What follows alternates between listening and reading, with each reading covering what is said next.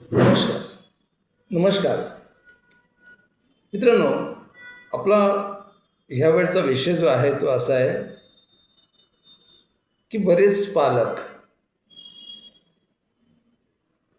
असं म्हणतात, की व्यक्ती तेवढा प्रवृत्ती, ही गोष्ट ते मान्य करतात. प्रत्येक व्यक्ती वेगळा आहे, हे ते सहज बोलतात. पण कृतीत मात्र ते घडताना दिसत नाही. त्याचं कारण असं, की ज्यावेळेस त्यांची मुलं एखादी गोष्ट काहीतरी करण्याचा प्रयत्न करतात, सांगण्याचा प्रयत्न करतात, त्यावेळेस आई एक वेगळं काहीतरी सांगते आणि वडील एक वेगळं काहीतरी सांगतात. तर मला सांगा, ज्यावेळेस एका गोष्टीसाठी दोन वेगळी मतं येत आहेत आणि बाळाचं वेगळं आहे, मुलाचं वेगळं मत आहे. म्हणजे ज्यावेळेस तीन मतं त्याच्यासमोर आहेत, पप्पांना वाटतं की असं मी करावं, मला असं वाटतं मी करावं आणि आई वेगळं मला काहीतरी सांगते.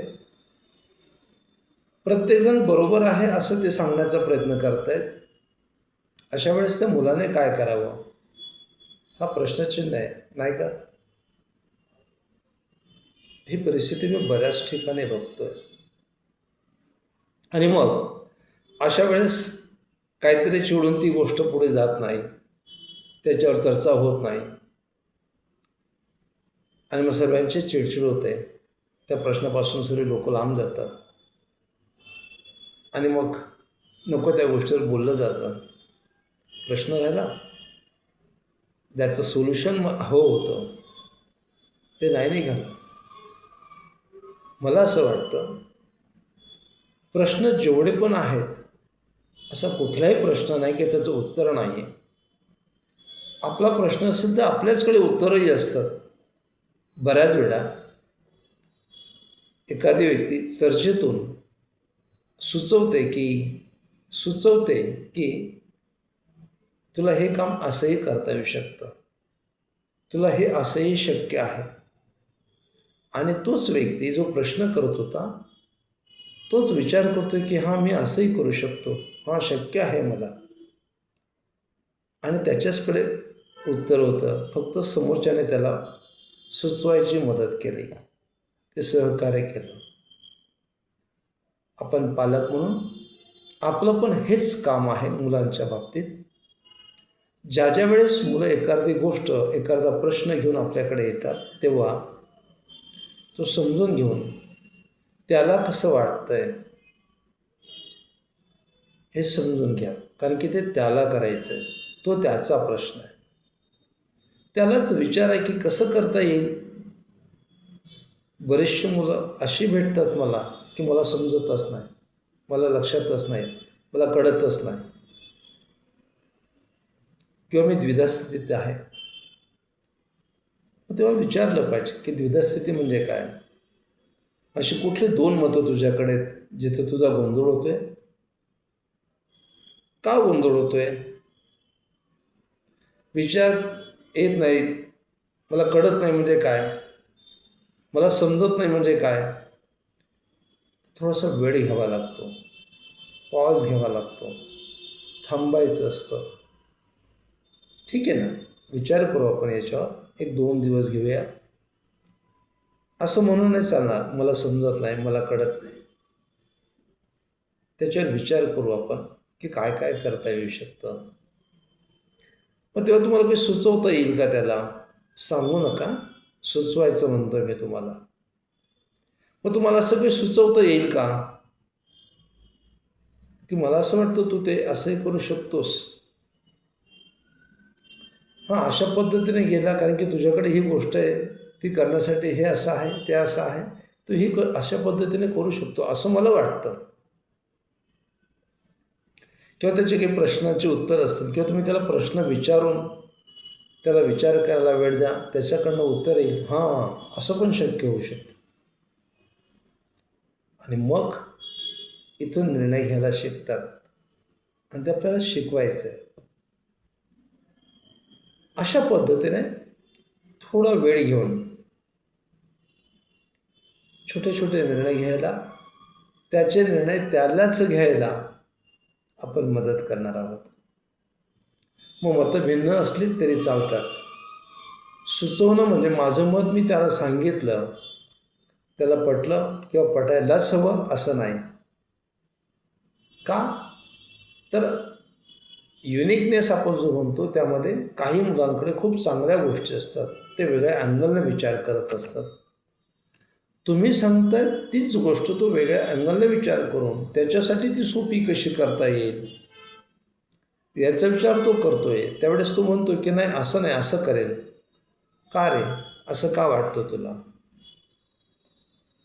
मग ह्या ज्या काही गोष्टी असतात त्या तुम्हाला समजून घ्याव्या लागतील आणि त्याला सोपं होईल हा एकच प्रयत्न आपल्याला करायचा आहे.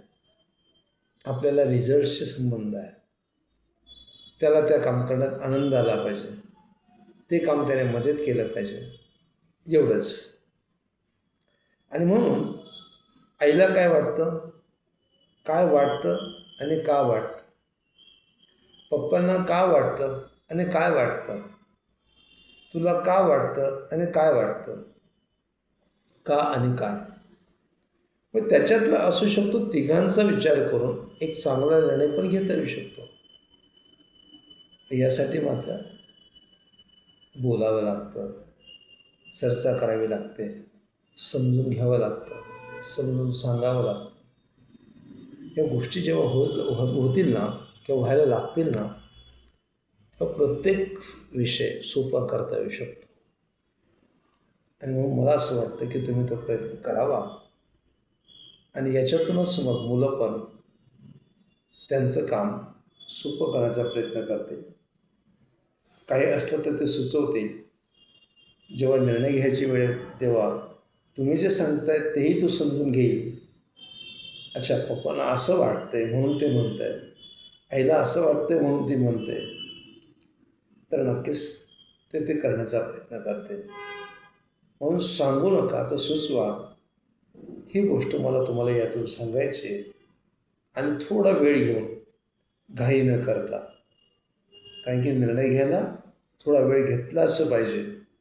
कारण की एकदा घेतलेला निर्णय आणि त्याच्यातून मिळणारे रिझल्ट्स चांगले हवे असतील, सतत हवे असतील, तो थोडा वेळ गेला तर चालेल, पण तो व्यवस्थित झाला पाहिजे, जेणेकरून फ्युचरमध्ये भविष्यात तो खूप उपयोगी येईल, कामी येईल आणि तो निर्णय घेतल्याचा आनंद पण सर्वांना होईल.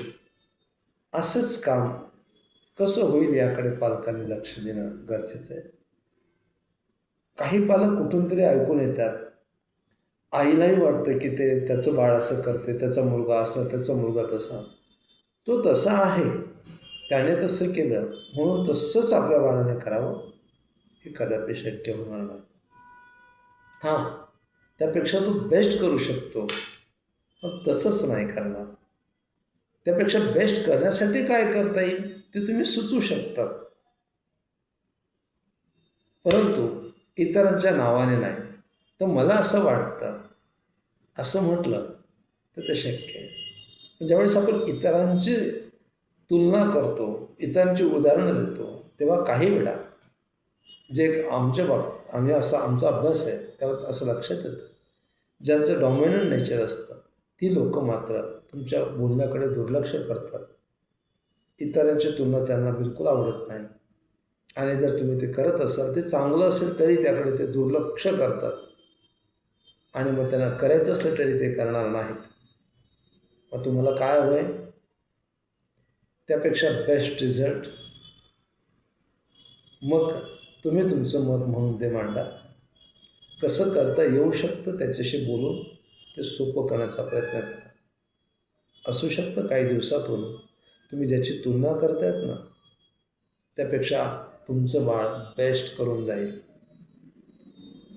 आणि हे करतात असे मुलं आम्ही बघतोय. आणि म्हणून मला तुमच्याशी बोलावंसं वाटलं की तुम्ही ते करावं.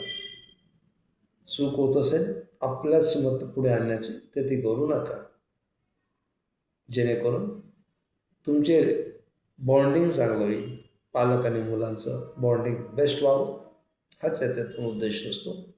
आणि केव्हाही त्याला फ्युचरमध्ये काही निर्णय घ्यायचे असतील तर तो तुमची मदत नक्कीच घेईल.